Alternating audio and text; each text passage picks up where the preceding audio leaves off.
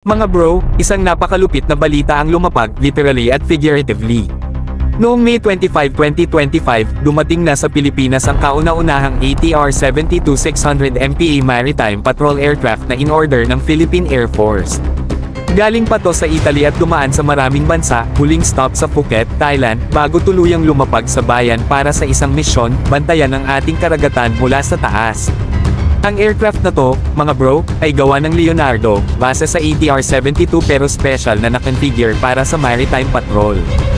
Ibig sabihin, hindi ito pang turista, kundi pang hunting ng barkong kainahinala, smuggler boats, at kung minsan, mga submarinong ayaw magpakita. Assembled in Toulouse, France, pero ngayon, proudly operational na sa ating himpapawid. Pagdating nito, agad itong inilipat sa awtoridad ng Pilipinas para sa post-delivery inspection at operational testing.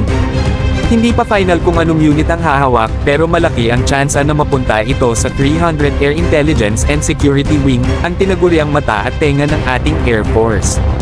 Kumbaga, ito ang magiging flagship ng ating ISR. Laban kung laban, pero may utak.